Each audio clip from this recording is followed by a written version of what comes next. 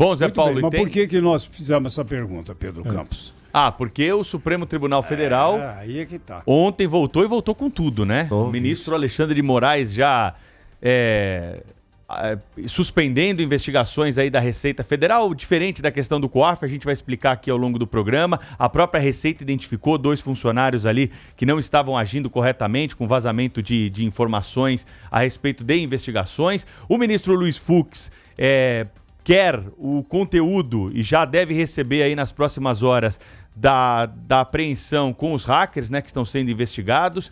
O ministro Barroso quer explicações do presidente da República sobre a questão da declaração do pai do presidente da OAB. Você vê que cada ministro ali tomou conta de um assunto na volta de ontem. Mas eu queria chamar a atenção aqui para o destaque que foi feito em relação à postura do procurador Deltan Dallagnol, que é o chefe da Lava Jato em Curitiba. E aí sim, o Supremo inteiro se manifesta contra esta postura do procurador de fazer investigações paralelas sem autorização judicial. Isso, na minha avaliação, queria dividir com os colegas aqui, com os companheiros, essa percepção, isso é gravíssimo para a democracia e nós podemos chegar aí num estado de exceção, né, se essa prática continuar acontecendo. O ministro Gilmar Mendes disse, né, que é o momento mais grave para o Poder Judiciário desde o regime militar, né?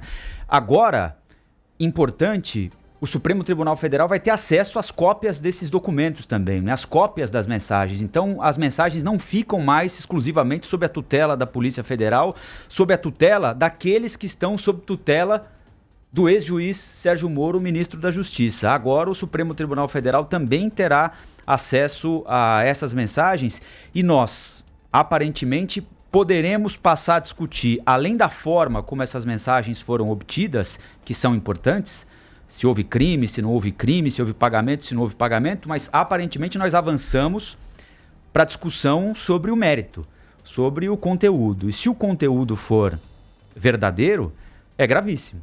Tem um promotor, sem querer ofendê-lo de forma nenhuma, como lembrou o Zé Paulo, fez o senador Renan Calheiros com o juiz, mas é um promotor de primeira instância que não tem competência formal para investigar o ministro do Supremo Tribunal Federal, tentando ali por baixo dos panos chegar a algum suposto crime cometido por um ministro do Supremo para beneficiar uma investigação que ele próprio comanda. Aí as coisas ficam absolutamente fora do eixo e elas têm de voltar para o eixo, né? Agora, Professor como fazer Vila, isso, né, Zé Paulo, professor e Pedro, então, sem prejudicar a Lava Jato também, né? Esse é o nó da questão, né? É colocar as coisas nas suas caixinhas sem jogar fora o que a Lava Jato fez de bom, né? O que me parece, professor Vila, é que essas atitudes que mostram muita vaidade pessoal, isso até é normal quando se trata de um jovem, né? E o Deltan Dallagnol é jovem e de repente se vê aí, né, no proscênio, como diria aqui o Salomão Esper, né? Ele acaba sendo tentado a essas coisas mundanas, né, que todos nós curtimos. E aí pode pôr a perder um trabalho que no início estava sendo muito bem feito, mas que depois extrapolou limites. Eu acho que essa o que vocês destacaram é perfeita a questão. Como separar? Lembrar que a Operação Lava Jato começou em 2014, portanto tem 5 anos. E nunca tanta gente poderosa esteve presa na história do Brasil, o que é muito relevante. Lembrar que as delações premiadas foram chanceladas pelo Supremo Tribunal Federal, cerca de 100 delações premiadas. Então, houve a chancela do Supremo Tribunal Federal. Lembrar que muitas das condenações foram referendadas pelas instâncias superiores, segunda e terceira instância. Inclusive, por exemplo, o caso do Triplex, que envolvia o ex-presidente Luiz Inácio Lula da Silva. E ela, portanto, e o dinheiro que foi recolhido, quer dizer, portanto, não era uma invenção, né? Não é aquela teoria conspirativa da extrema esquerda de que tudo foi uma conspiração e que não existiu o petrolão. Não, existiu, tanto que os recursos desviados do erário foram devolvidos. Então, esse é o lado extremamente positivo, mostrar que a justiça é igual para todos. Pô, isso no Brasil é uma revolução, num país que sempre marcado pelas diferenças sociais, pela desigualdade de renda e por uma justiça injusta. Então, nesse sentido, temos de garantir a Lava Jato. Agora, e as condenações, porque até agora nem nada foi provado nas relações das mensagens, algo que tenha colocado em dúvida as condenações. Lembrar que que, de acordo com o site da Intercept Brasil, são 30 mil páginas. Foi divulgado agora, são 40 páginas, 30, 20, se tanto, né? Foi muito pouco. Tem muitas outras coisas que nós não sabemos. E nada que envolve questões de ordem pessoal. Foram sempre questões institucionais de interesse público. Portanto, isso também foi importante que nós vimos até agora. Agora, o que também chama a atenção é essa questão da ação indevida do então juiz Sérgio Moro com os procuradores e os procuradores entre si e utilizando do poder de Estado, aí volta a questão do Rafael, como instrumento policialesco. Isso pode ser comigo também, pode ser com o ministro do Supremo, mas pode ser eu. E vamos lembrar que em 2010, em Mauá, região metropolitana de São Paulo, uma funcionária da Receita Federal acessou o sigilo fiscal da Verônica Serra, filha do candidato José Serra, de forma ilegal, porque quando você acessa, fica o horário, o local e tal. E foi usado o sigilo fiscal da filha do candidato opositor no segundo turno, a Dilma Rousseff, como instrumento político. Quer dizer, então, o perigo é isso virar uma festa. Então, é necessário estabelecer limites. E quais são os limites? É o que está na legislação e o que está na Constituição. Nada que viole a lei e a Constituição pode ser considerado uma coisa boa, porque eu converso com as pessoas e as pessoas dizem assim, muitas vezes, para fazer o bem é necessário fazer o mal. Estou falando de uma forma bem vulgar. As pessoas falam assim, eu falo, mas aí que é o problema, né? Se você tem isso como jurisprudência, fazer o mal para fazer o bem, vai chegar um momento que você faz o mal para fazer o mal. Aí tem aquele velho ditado também, né, professor? Sim. O problema é o guarda da esquina da também, esquina. Né? Aí voltamos ao Pedro Aleixo e o 13 de dezembro de 68, no Palácio Laranjeiras, na votação, entre aspas, do AI-5, o Costa e Silva e todos os ministros favoráveis, o único que se levantou contra foi o vice-presidente da República, Pedro Aleixo, e que se contrapôs. E aí o presidente da República, Costa e Silva, diz, o senhor desconfia de mim? Ele fala, não desconfio do senhor, eu desconfio do guarda da esquina. Quer dizer, quando você dá todos os poderes ao executivo, ele pode fazer qualquer coisa. Aparentemente, está fazendo justiça. Está fazendo justiça hoje e amanhã, o que ele pode fazer? E ninguém pode fazer justiça fora da lei. Né? Parece uma contradição, mas a gente tem de lembrar isso, né? Infelizmente, a crise que nós vivemos não é nem política, nem econômica, também mas é principalmente moral. Nós estamos com o país de pernas pro ar, cada um faz aquilo que bem entende, não há respeito pelo próximo. Infelizmente, é muito difícil o momento que nós estamos vivendo. Bom, ontem, então, como disse o Pedro, o Supremo voltou e voltou a todo vapor.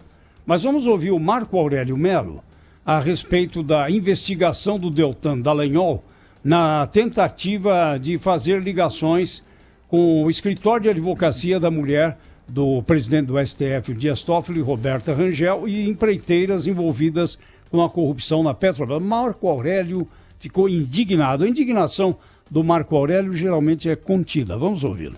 Isso é incrível, porque atua no Supremo Tribunal Federal o Procurador-Geral da República. É inconcebível que um Procurador da República de primeira instância busque investigar a atividade desenvolvida por ministro supremo. Cabe, evidentemente, revelados fatos, acionar, e aquele que se sinta prejudicado deve fazê-lo para avançarmos culturalmente, o Conselho Nacional do Ministério Público.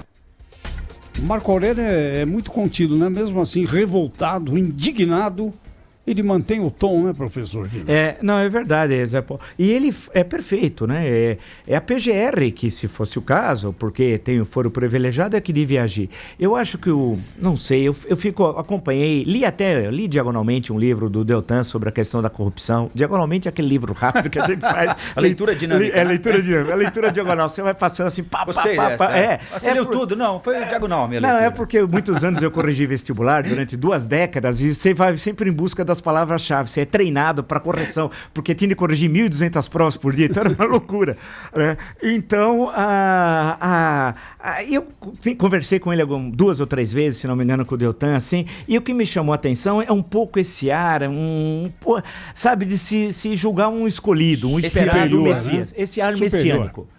E isso me incomoda, porque o ar messiânico significa desacreditar nas instituições. Porque se uma pessoa vai resolver o problema, aquele sebastianismo que no Brasil sempre reaparece, para que as instituições? Para que o arcabouço legal? Né? Para que tudo que nós temos? Para que a cidadania? Para que a república? Então esse ar messiânico, um certo olhar messiânico, e também, de um lado tinha isso. Agora, as mensagens mostram que além do ar messiânico e violando a lei, né, pelo que nós sabemos até agora, também vem o enriquecimento pessoal, o que o Zé Paulo falou momentos atrás, que é aquela questão do direito. Você muitas vezes tem gente que já vendeu o direito da primogenitura, né, diz a Bíblia, por um prato de lentilhas, mas o prato de lentilhas do Deltan era lentilhas, puxa vida, haja lentilhas, hein? Lentilhas escolhidas a dedo, valores muito altos por palestras, e aí cria conflito de interesses, porque ele algumas vezes ele estava fazendo palestra em certos locais, por exemplo, do sistema financeiro, do qual ele poderia participar de certos processos. Isso não pode.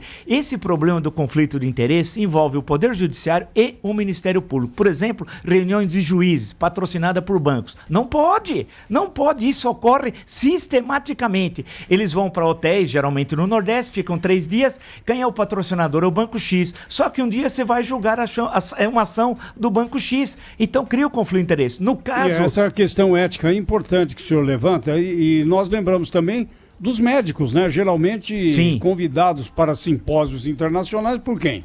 Por interessados, os laboratórios, né? Então, esse que é o problema. Quando você falou da crise moral, é uma coisa que eu também acho que nós vemos a mais profunda crise moral da história do Brasil, que nós fomos perdendo todos os valores, né? Os valores da vida familiar, da vida entre os amigos, os valores profissionais, os valores da cidadania. E virou tudo pode. Agora não há mais lei. A cidade de São Paulo, quando a gente anda aqui, a maior cidade da América do Sul, eu fico vendo, isso aqui é uma bagunça, parece um acampamento de beduínos. Acontece de tudo. O cara passa na calçada de bicicleta, com aquele veículo lá de motor, como é que chama aquela porcaria? O patinete lá? O patinete elétrico. Passam uns caras com mono, não sei o quê, que é uma rodinha, que eles se equilibram. É buraco, é não sei o quê. Você vai atravessar a rua, não pode. Então, aquela convivência. Então, pode tudo, né? Pode nas relações sociais, profissionais. A valorização, me desculpe, alguém vai dizer, você está dizendo um absurdo misturando as bolas, mas eu não me conformo a valor. Parece ideia fixa, mas não é. Da Anitta, quando eu vou ler a letra do Vai Malandra, eu não vou ler aqui outra vez, mas é inacreditável como é que pode valorizar uma senhora que desqualifica a mulher nas letras, que é um negócio que transforma a mulher num objeto, é uma coisa horrorosa, né? Então virou símbolo nacional, Anitta, e ela fez uma conferência em Harvard, pera um pouquinho, numa sala que eu posso alugar, eu, você, a torcida do Flamengo ou qualquer um, você vai lá e faz uma palestra para brasileiros. Então quando se transforma Anitta em símbolo da prosperidade nacional, algo está errado com o Brasil.